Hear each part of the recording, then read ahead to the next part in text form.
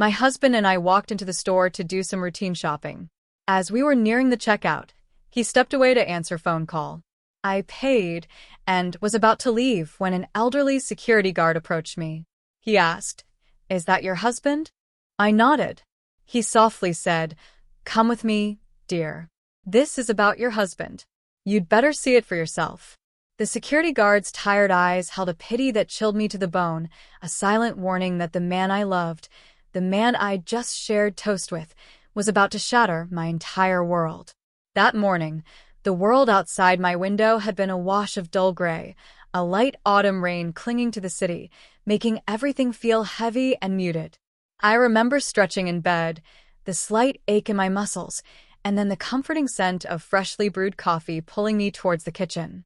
Ben was already there, absorbed by his phone, occasionally taking a sip from his favorite blue mug, the one with the chipped rim that I always meant to replace. "Good morning," I'd said, trying to inject some cheer into the quiet room as I poured my own coffee. His morning was a mumble, barely audible, his gaze still fixed on the glowing screen. I sat across from him, sipping the hot liquid, feeling its warmth spread through me, trying to ignore the chill that had been slowly creeping into our 7 years together. 7 years that, until recently, had felt genuinely happy. Lately, though, something had shifted, a subtle, almost imperceptible change. Ben had become more distant, his work hours stretched longer, and his phone had morphed into this impenetrable fortress of secrets. But I'd pushed those dark thoughts away, telling myself it was just stress, that his job as a sales manager was demanding, full of pressure. "We need to go to the store," I'd announced, breaking the silence with the mundane, taking a bite of my toast. "The fridge is practically empty, and we need to get something for the weekend." He'd just nodded, still glued to his phone. "Okay, let's go after lunch. I just need to make a couple of calls." Always those calls. Always some pressing errand. I remember a faint, almost involuntary smile touching my lips then, a smile tinged with resignation. I rarely argued, never really pushed back. Perhaps that was my mistake, being too accommodating, too pliable, letting the small things slide until they formed an invisible wall between us. What I didn't know then was the true cost of that comfort, of my willingness to look away. The day dragged on, heavy and slow, mirroring the sky outside. I busied myself with household chores, sorting through clothes in the closet, dusting shelves. This apartment, our home, was technically mine, bequeathed to me by my mother after she passed. It was a cozy, bright two-room haven in a lovely neighborhood, filled with childhood memories. I'd always felt safe here. Ben had moved in after my mother died, and we'd built a life within these walls. Around 3 in the afternoon, Ben emerged, dressed and ready to go, car keys jingling in his hand. "So, shall we go?" he asked, a rare hint of animation in his voice. I grabbed my jacket and bag, a fleeting sense of normalcy returning. The drive to the supermarket was short, about 15 minutes. Light music played on the radio, Ben tapping his fingers on the steering wheel, lost in his own rhythm, while I stared out at the rain-slicked streets, pedestrians scurrying under umbrellas. My mind drifted back to how we'd met, an office party, his charm, his attentiveness, how I'd felt he was finally the one. He was 5 years older, a seasoned sales manager who traveled a lot, always meeting clients, always impressing. I fell quickly, completely, head over heels. The first few years were a honeymoon, vacations, friends cooking together. He'd been so thoughtful, flowers for no reason, constant compliments. I felt loved, truly needed. But then it began to change, subtly at first, then more obviously. He became withdrawn, irritable. The phone became an extension of his hand, never out of reach. When I'd ask, he'd brush me off with work problems, stress. And I believed him. I wanted to believe him. Looking back, this was a slow, insidious erosion of trust, a process where small, unsettling behaviors become normalized when you desperately want to believe in the person you love. My own desire for stability made me overlook the growing red flags, rationalizing his distance as external pressure rather than internal deception. The supermarket was a sprawling, brightly lit maze. We grabbed a cart, and I pulled out my meticulously crafted shopping list. Ben walked beside me, occasionally tossing in a bag of chips or a bottle of soda, his mind clearly elsewhere. I, on the other hand, savored the process, moving methodically through the aisles, picking out fresh vegetables, checking labels. In the produce section, I carefully selected cucumbers, weighing them, checking for softness. Ben stood nearby, eyes flicking down to his phone, fingers dancing across the screen. "Who are you texting?" I'd asked, trying to keep my voice light, casual. "Waiting for something?" He'd slipped the phone into his pocket. "No, just a colleague promised to send some documents." I nodded and continued my shopping. But the casualness of that morning would soon be ripped apart, revealing something truly sinister. We reached the bread section, the warm, comforting scent of fresh dough filling the air. Cinnamon rolls for Ben's tea, a special treat. I'd always tried to make him happy, cook his favorite dishes. Maybe I tried too hard. Maybe he'd long since taken it all for granted. Suddenly, Ben stopped, a frown creasing his forehead as he stared at his phone. His face tensed, eyebrows knitted together in a way that screamed urgency. "I need to take this call," he said sharply. "It's important. I'll step aside for a minute." "All right, I'll head to the checkout then," I replied, trying to suppress the knot of unease twisting in my stomach. He nodded, already striding away towards the far end of the sales floor, phone pressed to his ear. I watched him go, a strange prickle of intuition telling me something was off. But again, I dismissed it. Work stress, right? I pushed the cart, still needing meat and fish, trying to shake off the unpleasant feeling. At the checkout, the line was short. I put my groceries on the conveyor belt, the monotonous beep-beep-beep of the scanner doing little to calm my racing thoughts. Where was Ben? The call must really be important. 10 minutes passed, then another. This was unusually long, even for his important calls. Anxiety began to coil in my gut. Had something happened? I reached for my phone to call him, but then a voice, quiet but firm, cut through the supermarket din. "His badge says Anthony," the man said, standing next to me. He was short, stout, with gray hair and kind, weary eyes that were unexpectedly sharp. "You came here with a man, correct?" My heart leaped into my throat. Something in his voice put me on edge. "Yes," I managed, my voice a breathy whisper. "With my husband." "What happened?" Anthony hesitated, looking around, his gaze cautious. His face was etched with worry, even a kind of compassion that terrified me more than anything. He looked me in the eyes, and I saw pity there, stark and raw. "Come with me, dear," he said softly. "It's about your husband. You'd better see this yourself." My heart sank. A cold dread seeped into my bones, my hands growing clammy. "What happened?" I asked, my voice barely steady. "What do you want to show me? Is he all right? Come with me. I'll explain everything," Anthony said, gently taking my elbow. "Not here. Let's go to the staff area. We can talk in private." My first instinct was to pull away, to find Ben, to demand answers. But there was something in Anthony's demeanor, an undeniable sincerity, a fatherly concern, that made me trust him. "All right," I whispered, my mouth dry. The staff door was gray, nondescript, blending into the wall, bearing only a small staff-only sign. Anthony unlocked it, and we stepped into a narrow, dimly lit corridor. The air was thick with the smell of cleaning chemicals and old paint. My pulse quickened. 1,000 questions screamed in my head. Had Ben gotten into trouble?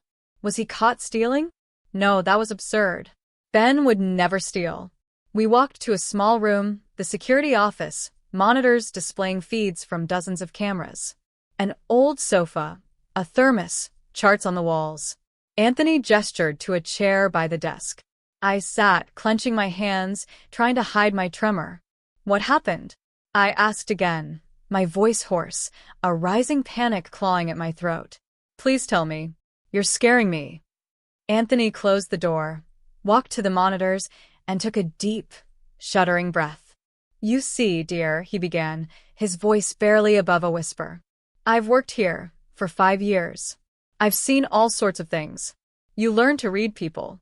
When you see thousands of them every day, you notice things others miss. I listened, my chest tightening, wanting him to get to the point, yet dreading what he might say. When you and your husband came in, I noticed him right away. He was off. Too tense, checking his phone too often, glancing around nervously.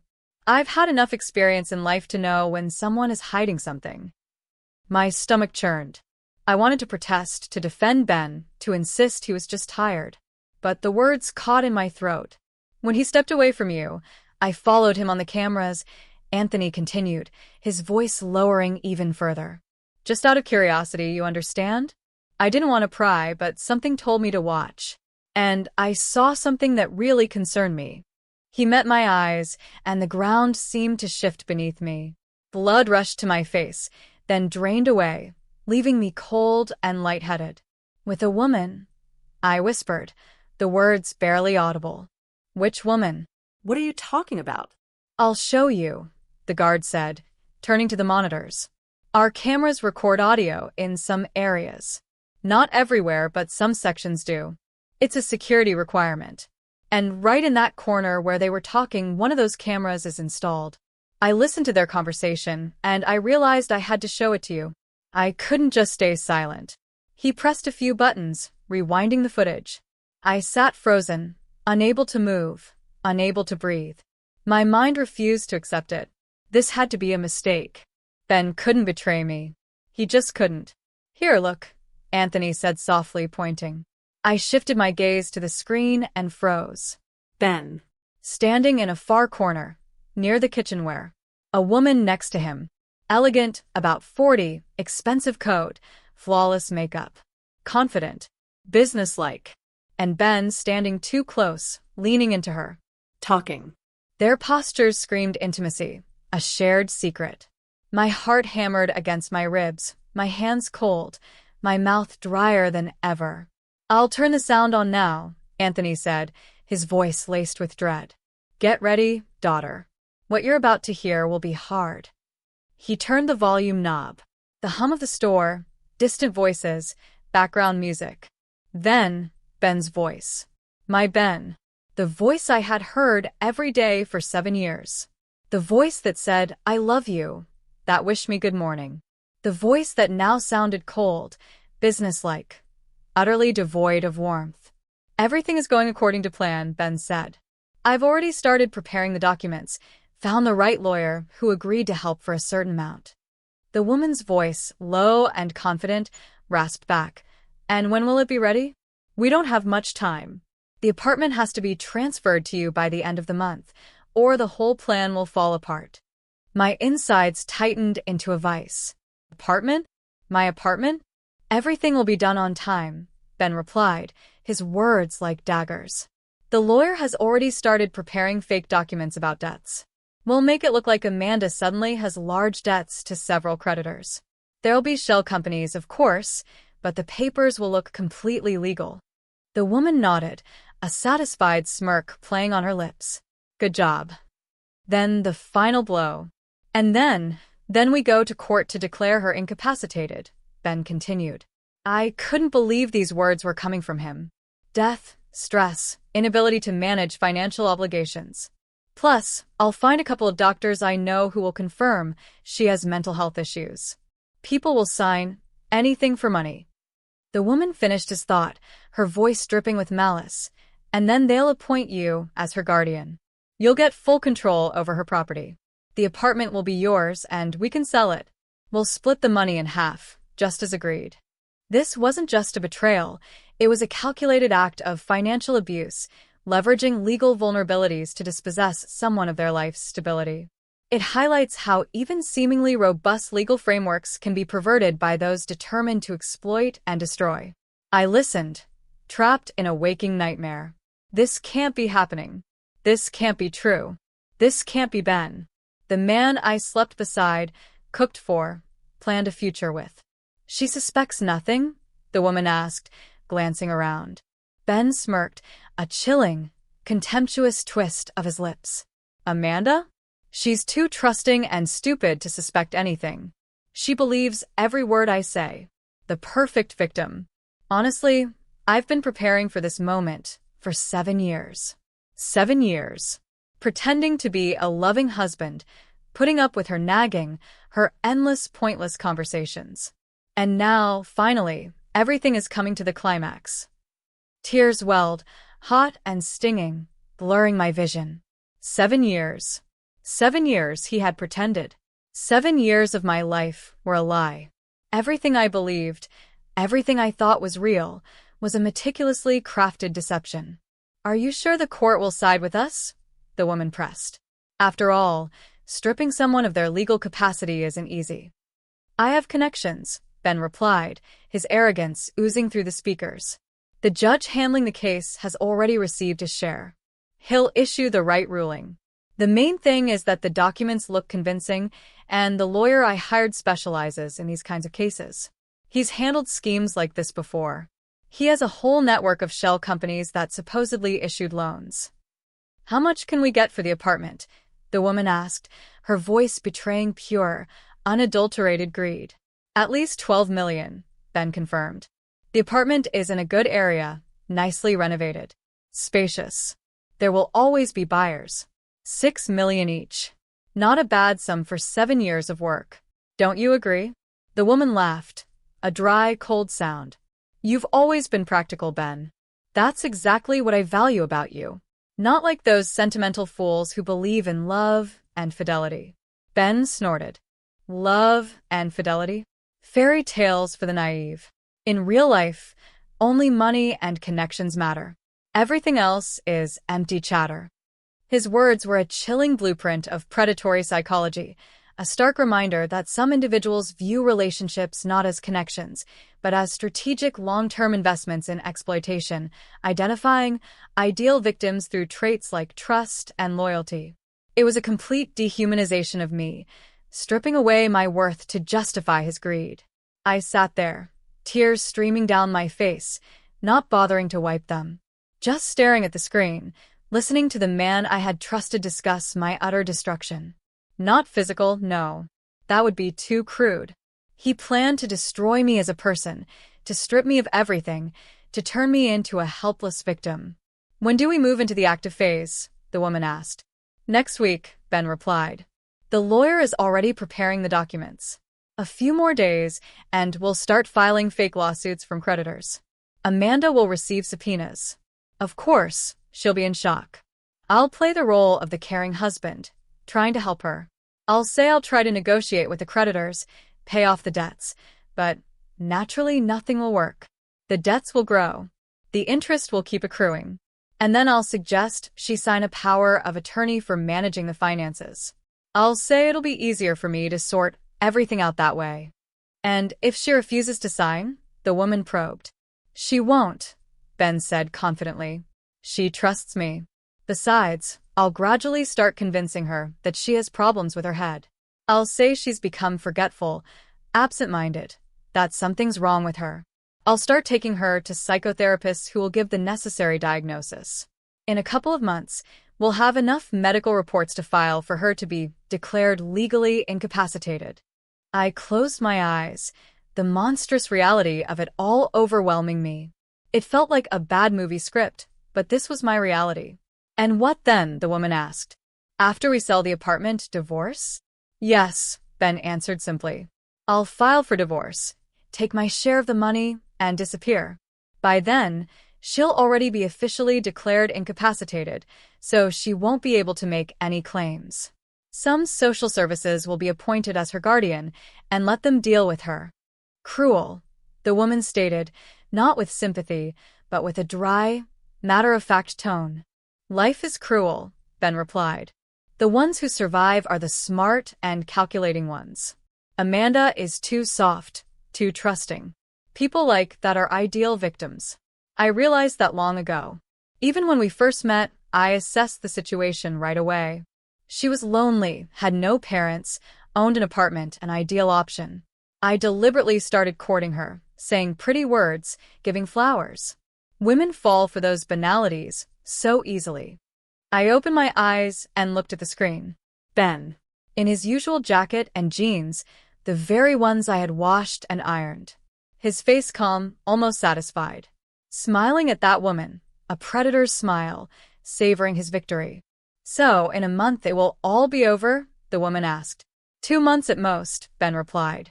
Courts sometimes drag things out, but everything's under control. The judge, the lawyers, the doctors, they've all been paid. The system works flawlessly. The main thing is not to rush and to do everything carefully. The woman nodded. Good. I'm waiting for results. And remember, no mistakes. If something goes wrong, we could both end up in a very unpleasant situation. Everything will be clean, Ben assured her. I've thought through every detail. Amanda won't even understand what happened until it's too late. Anthony turned off the sound. His face was filled with profound compassion. I'm sorry, sweetheart, he said, his voice raw. I know how hard this is, but you had to know. I couldn't let this happen. I've seen too many stories like this. People lose everything. Homes, money, dignity because of scum like this. I couldn't speak. My throat was tight, my chest aching. The tears still flowed, but I barely registered them. You have to act quickly, Anthony urged. You have evidence. This recording is logged in our system, time-stamped and certified. It's official material. With this kind of proof, you'll be able to protect yourself, but you need to act now before they start carrying out their plan.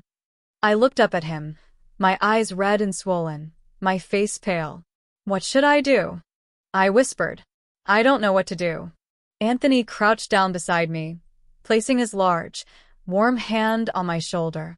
Right now, you're going to record this video on your phone, he said firmly. I'll help you. This will be your evidence. Then you'll go back into the store as if nothing happened. Don't show him that you know anything. That's very important. He mustn't suspect a thing. But I can't, I whispered, shaking my head. I can't stand next to him and pretend everything is fine. I'm not an actress. You can, Anthony insisted. You're stronger than you think. And I'll help you. The most important thing right now is to stay calm. You'll go out to him and say, I delayed you because of some formality, a receipt check, anything. He won't suspect anything. And then, when you get home, or even right here in the store, you'll call the police. I nodded. My hands still trembled, but something new ignited in my chest. Not just pain, not just resentment. Pure, burning rage. How dare he? How dare he do this to me? I had loved him, cared for him, trusted him, and all this time he had been planning my destruction. Help me record it, I said, my voice gaining strength. Right now. Anthony nodded, took my phone, and expertly navigated to the camera. He pointed it at the monitor, replayed the footage. Ben and that woman, discussing their vile plan. Anthony recorded everything. Video, sound, every insidious detail. Done, he said, handing the phone back. Now you have evidence. Save it in several places. Email it to yourself, upload it to the cloud, so even if something happens to your phone, the recording won't be lost. My hands shook as I sent the video to my email, then uploaded it to cloud storage. Now it was safe. What should I do next? I asked. Call the police right now, Anthony decided. The woman is still here too. They can detain both of them. The police will have the footage from our cameras and your recording on your phone. The evidence will be airtight. I took a deep breath. My heart hammered, but it wasn't fear anymore. It was fierce determination. I would not let them destroy my life. I would not let that bastard take everything I had. Okay, I said, my voice firm. I'll call the police right now. Anthony nodded, a proud glint in his eyes. Well done, sweetheart. You're doing the right thing, and I'll be right here. If you need help, I'm always here. I took out my phone and dialed, my fingers no longer trembling. When the dispatcher answered, I explained the situation clearly, concisely. Attempted fraud, planning of a crime, video recordings as evidence, the store's address, descriptions of the suspects. 10 minutes, the dispatcher promised. They're on their way, I told Anthony, lowering the phone. They'll be here in 10 minutes. Good, he said. Now, we need to make sure your husband and that woman don't leave. I'll go into the store and keep an eye on them. If they try to leave, I'll delay them under some pretext. You stay here. Calm down. When the police arrive, we'll go out together. I nodded. Anthony patted my shoulder and left. I was alone. I sat on the chair, closing my eyes. A storm of emotions raged inside me: pain, anger, resentment, disappointment. 7 years. 7 years I had been deceived. 7 years I had lived with a man who was, in truth, my enemy. But now was not the time for tears. Now was the time to act. I wiped my eyes, straightened my back. I was not a victim. I would not let them turn me into one. I had evidence. I had support. And I would fight. The 10 minutes until the police arrived felt like an eternity. I watched the monitors, different corners of the store. Somewhere among the shoppers was Ben, the man who planned to destroy my life.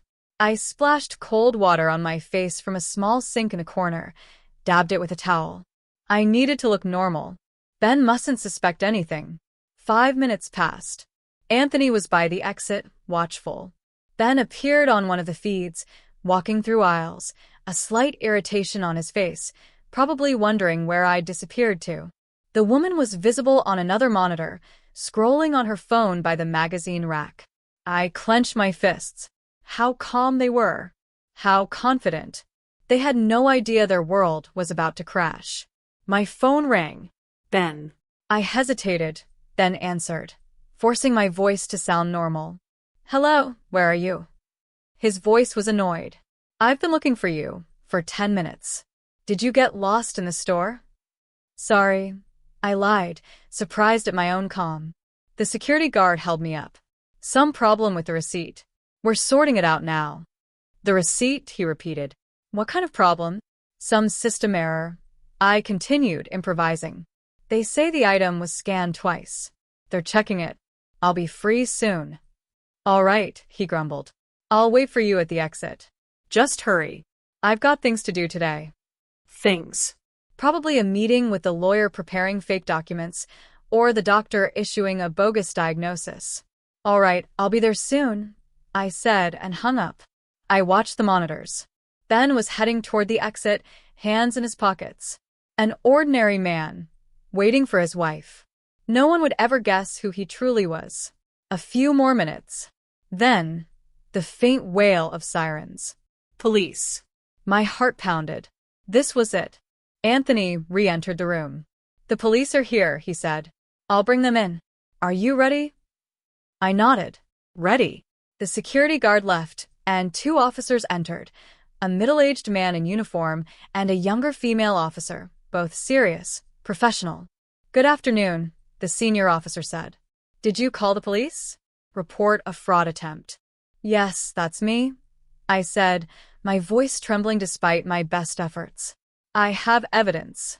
My husband. He plans to steal my apartment, create fake debts, declare me incompetent. The officers exchanged glances. Do you have proof? The female officer asked.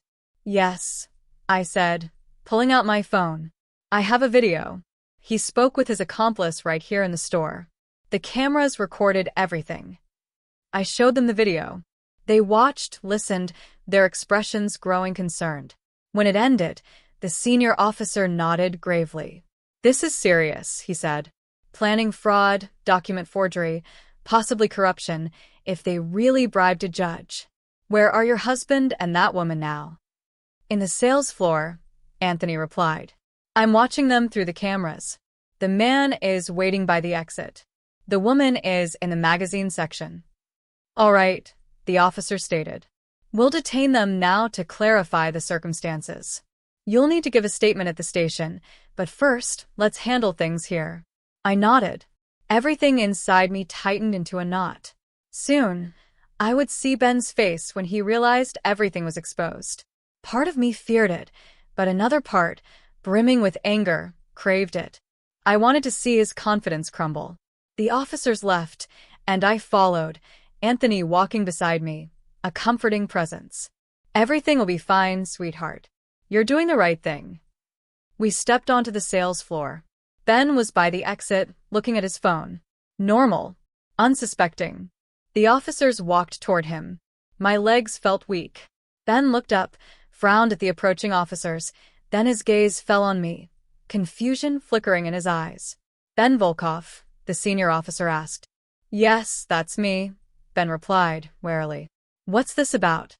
You need to come with us for questioning, the officer said firmly. There is information about planned fraud. Ben's face changed.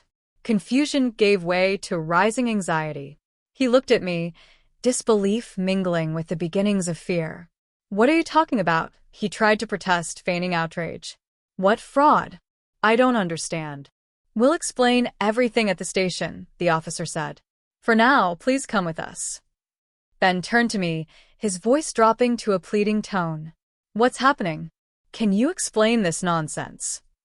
I stared at him, a storm of pain, anger, and disappointment raging within.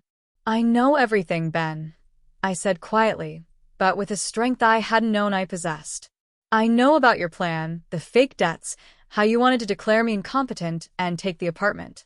Ben's face went pale. Raw fear flashed in his eyes, but he quickly tried to regain composure.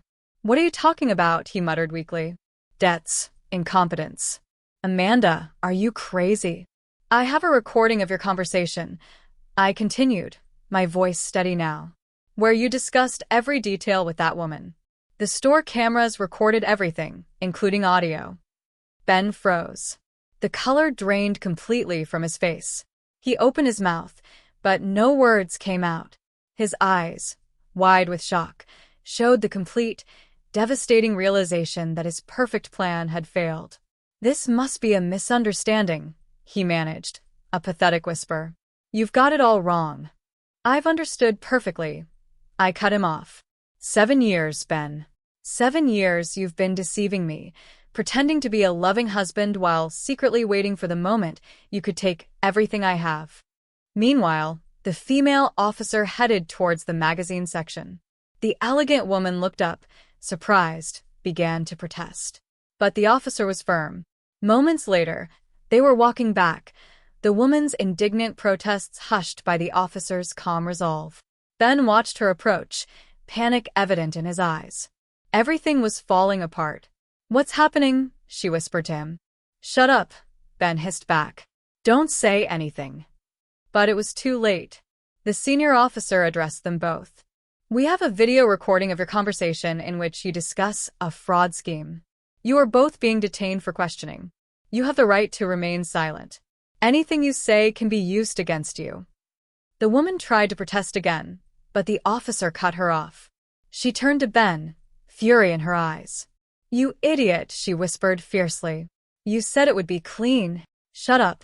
Ben roared, and the mask of the charming man finally fell away, revealing the terrified, cornered animal underneath.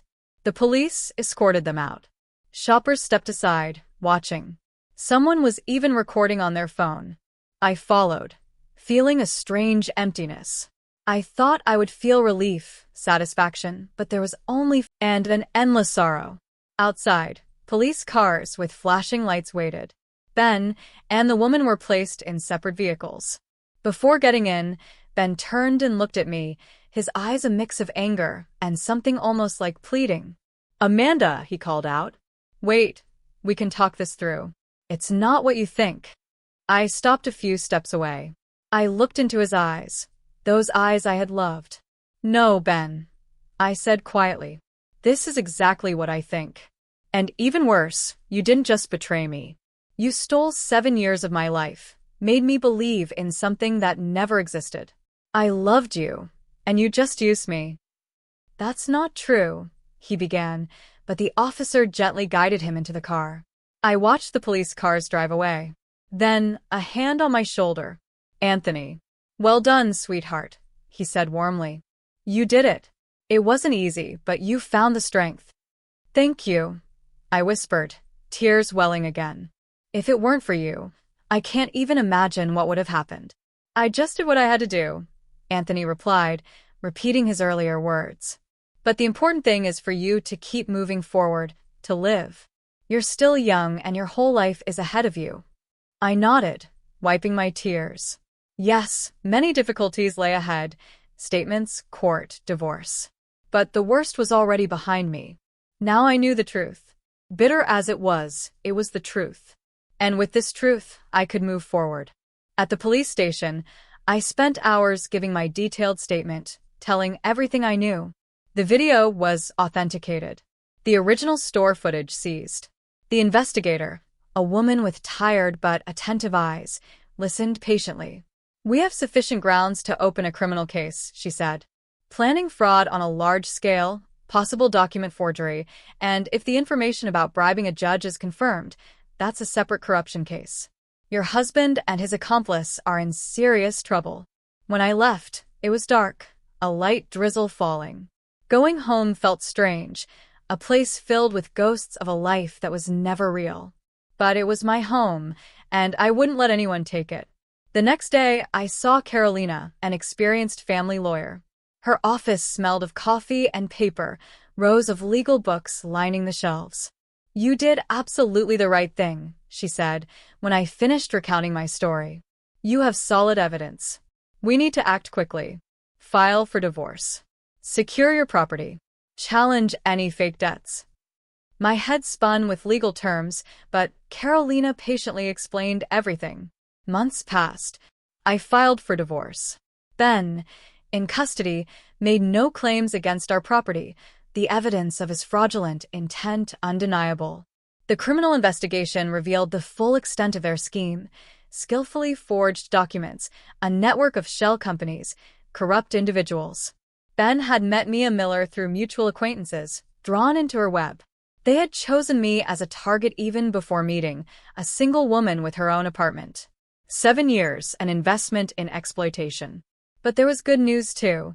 The judge they claimed to have bribed denied it, and that aspect of the case was still unproven. Regardless, both Ben and Mia were facing real jail time. I returned to work, my colleagues offering quiet support. Numbers, reports, documents, they provided a welcome distraction. In the evenings, I began clearing Ben's things from the apartment. Each item, a shirt, a book, brought back a memory, a moment from a life that was a carefully constructed lie. The photographs, filled with smiles and hugs, were particularly hard. I put them all in a box, on a high shelf, unable to throw them away, unwilling to look at them. 4 months after that day in the store, the divorce was finalized. Ben, brought from prison, was gaunt, unshaven. He tried to speak to me, to plead, to say not everything was a lie. "In the first years, I really did care about you. You spent 7 years preparing to rob me," I said, my voice firm, cold. 7 years pretending, and now you want to say it was foolishness? "No, Ben, it was your choice, and now you bear the responsibility." He tried to apologize, tears in his eyes, but I cut him off. "You don't deserve forgiveness, and I won't forgive. You stole 7 years of my life, made me believe in something that never existed." The judge dissolved the marriage. All property remained with me. I walked out of the courthouse, into the spring sunshine, feeling free. Officially, legally free. 6 months later, the criminal trial. I testified, explaining everything. The evidence was irrefutable. Ben was sentenced to 6 years. Mia Miller, 7. When I left the courtroom, a great weight lifted from my shoulders. Justice had been served. That same evening, I went back to the supermarket, found Anthony. "Child," he exclaimed, hugging me. "I'm so glad to see you. How was the trial?" "It's over," I said, a genuine smile finally touching my lips. He was sentenced to 6 years. "I'm free."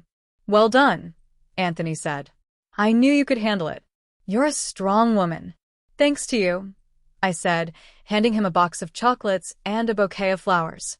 "If it weren't for you, I can't imagine what would have happened." He accepted them, tears glistening. "I just did what I had to do. But the important thing is for you to keep moving forward. You're still young, and your whole life is ahead of you." Life gradually settled. I renovated my apartment, erasing all traces of the past, creating something new, my own. Promoted at work, I embraced the long hours, finding solace in the numbers. My friend Chloe introduced me to her cousin, Thomas, a calm civil engineer with kind eyes. We started dating, slowly, gently. He understood I needed time. A year passed since that day. I sat on my balcony, watching the sunset, drinking tea. The sky was pink, the city buzzed below. I thought about how easily everything could be lost, how important it was to trust intuition, to heed warning signs, and that not all people are as they seem. But I also thought about the good people: Anthony, Chloe, Thomas. My phone vibrated. A message from Thomas. How about a walk tomorrow? They're predicting good weather. I smiled, typing a happy reply. I finished my tea, stood up, and stepped inside. My apartment. My fortress. My beginning. I walked through the fire of betrayal and emerged stronger. But this experience, this journey through deception and discovery, leaves me wondering, how do we truly rebuild trust in ourselves and others after such a profound betrayal? And can genuine love ever truly erase the scars left by calculated malice?